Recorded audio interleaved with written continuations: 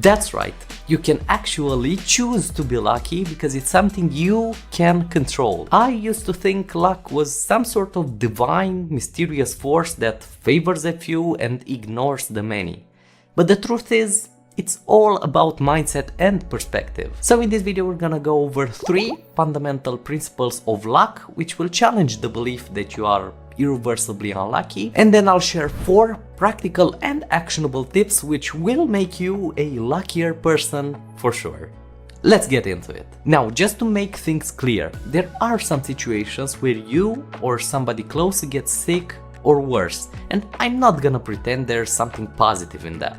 I can't. But other than that, there's always a way to reframe a bad situation into a good one. And it all starts with the first principle of luck: resilience. It is, in my opinion, one of the best, if not the best, skill you could master today. Because being a genius isn't enough anymore. Everybody has access to a basically bottomless pool of information, and it's really become a thing of who wants it the most, who is willing to work more than anybody else, who has what it takes to be consistent and persistent. That's the person who will win in the end. And I think it's the same with this perception of being lucky, because many seemingly unlucky experiences can turn out to be very fortunate if you're persistent and don't give up. In other words, keep fighting until you get what you want. Let me share a personal example. So I really wanted to work for this company.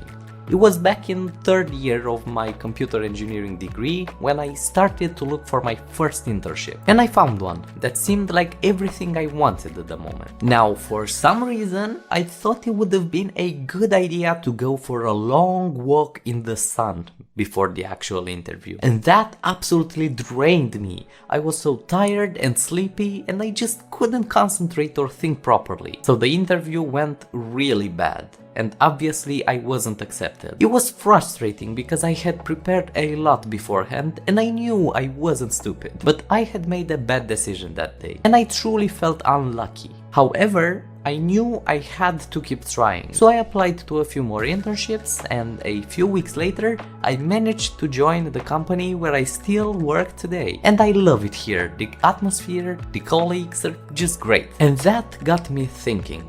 Was I really unlucky at that particular moment? Or was it all part of a bigger plan? Well, if I had given up after that first failure, it would have been unfortunate. But persistence and resilience allowed me to see the bigger picture. And when you do that, you realize things are not that bad. Because it can actually turn out in your favor. Like, think about the stock market. If you invest in a company share and its stock price goes down after a month, you could say you're unlucky, right? But if you wait a few more months or years, it's almost guaranteed that you're gonna be on a profit. Resilience truly pays off. The next ingredient in the being lucky recipe is opportunism. This means taking advantage and making the most out of the opportunities you encounter. And for that, you first need to be open to receiving them. Like being willing to try new things, get outside of your comfort zone, and experience more of what life has to offer. People who do this are simply going to be lucky more often. Because what's the alternative here? Staying home, avoiding communication, and refusing to be a little uncomfortable from time to time? There's no reward at the end of this road. So, what you could try is to put yourself out there by doing something fun, such as joining a club or doing some group activities like dancing, public speaking, book clubs, anything related to music, and the list goes on. I've personally tried quite a few things over the years. And even though not all of them provided great opportunities, some of them did.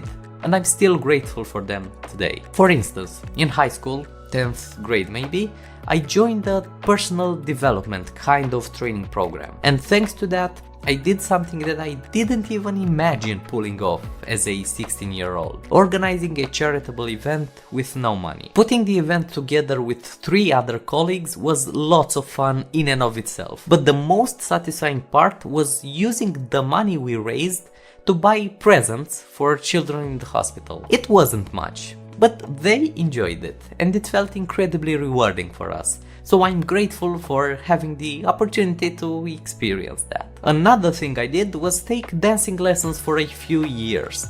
And that ultimately led me to participate in a small talent show at university, which was again very fun. I had a great time, connected with new people and made some lasting memories. What I'm trying to say here is that I truly feel lucky to have experienced these things, and the opportunities will only get bigger and more meaningful with time. So keep trying things for fun and opportunities will arise, for sure. Worst case scenario, you learn something new, or make a new friend, or just expand your comfort zone.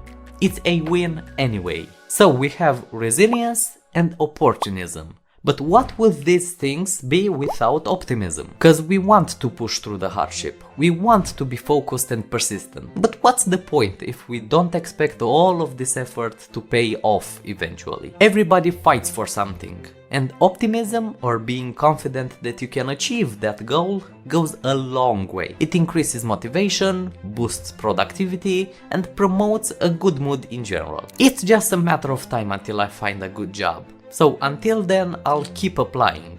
Or I will definitely see results in the gym if I just keep going. That's the attitude. If you keep trying, you'll eventually get lucky. I believe optimism is especially valuable in dating. Like, have you ever seen a couple and thought to yourself, wow, that girl looks really good. He's so lucky to have her. Or the other way around. Wow, he's such a gentleman. She was so lucky to get him. It's not about luck. It's about believing and acting like you're worthy of the other person.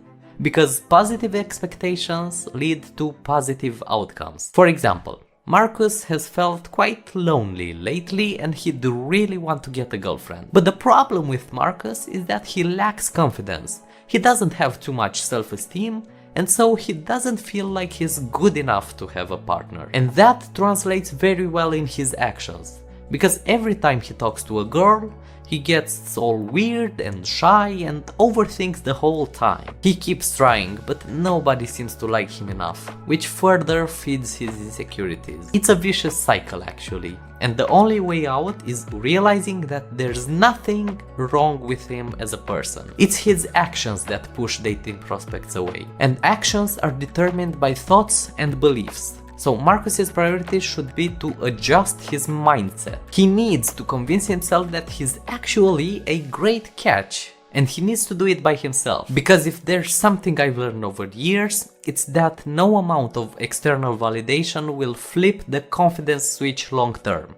It has to come from within. So let's now get into a few actionable tips that will make you a luckier person. The first one is to keep a gratitude journal. I find myself struggling a lot with being grateful for the things that I do have and the things that I've achieved over the years. Somehow my focus just keeps moving towards what I don't have or why I'm not better at something. And it's draining. You know, this negativity sucks the energy out of your body and leaves you a dead man walking. But I found the gratitude journal to be a terrific tool for improving the situation. Because one, it forces you to realize that you are actually lucky. Because there have to be some good things in your life, however terrible it might look like. Maybe it's your family, maybe it's having a job that you love, having great hobbies, whatever it is. And two, it trains your ability to look for the positive in things. Again, no matter what failure you'll go through, there has to be an important lesson to learn there. And maybe that's the only way you can learn it, you know? Which takes me to the second tip. Getting in the habit of asking yourself, what's a good thing I can take out of this situation? This is surely one of my favorites because it encourages you to push through bad situations and have a growth mindset. The most important lessons in life are learned through failure, right? Unless you experience some powerful and negative emotion, it's highly unlikely that you're gonna make a change for the better. Let's take a simple example. Michael knows that he shouldn't be needy in a relationship. It's common knowledge. But he just can't help it. He thinks about his girlfriend every waking hour of the day, and he's constantly texting her. And she's not okay with that, because she needs some time alone. Now, question. Do you think Michael will change his behavior if the relationship keeps moving forward? Of course not. Only a breakup could make him realize that it's really not okay. Because that's when he'll associate being needy with suffering and going through emotional pain. And the next time he'll be in a similar situation, he'll do everything in his power to avoid making the same mistakes. So, there's two ways of looking at this breakup. One of them would be that Michael was really unlucky, because he didn't know what to do and things ended badly. But the better way of seeing this, as crazy as it might sound, is that Michael is actually lucky, because that experience alone led him to rediscovering himself, from finding new hobbies and passions to trying to become a little more self-reliant. He finally built an identity for himself and he's found a way to enjoy life alone, outside of a relationship. These are lessons that you might not learn any other way, so the fact that he did is truly fortunate. The third tip to becoming a luckier individual is to say yes more often to meaningful social interactions. You know, those interactions that can provide more than just entertainment. Because yeah, seeing your friends for drinks from time to time is important, but that also keeps you stuck in the comfort zone. It's very easy to become complacent and ignorant to great opportunities when you give in to the comfort of your small social circle. Now, I'm not saying it's easy to meet new interesting people or get involved in new group activities. What I'm saying is that this is where being lucky becomes a possibility. Because you never know who you're gonna meet. Maybe it's your new best friend, maybe it's your new business partner, or maybe it's just someone who you can learn a lot from. So I would say it's worth being open and putting yourself in situations where you could meet interesting people. Which takes me to the fourth and final tip of this video. Become more approachable. Feeling good and putting a slight smile on your face goes a long way. Because positive energy is contagious, and people will subconsciously perceive you as friendlier. Now, they might not approach you on the street or in other public places, but getting in the habit of maintaining a good attitude when you're out and about will be very helpful in the long run. You attract what you are. So like-minded people will naturally gravitate towards you even if they're not aware of it. And that's basically an open door to great opportunities. It could be the first step to building strong relationships of all kinds. And with that, the video will come to an end. If you enjoyed it, make sure to press the like button and subscribe to the channel because it really helps. Thanks for staying until the end, and I'm gonna see you in the next video. Bye!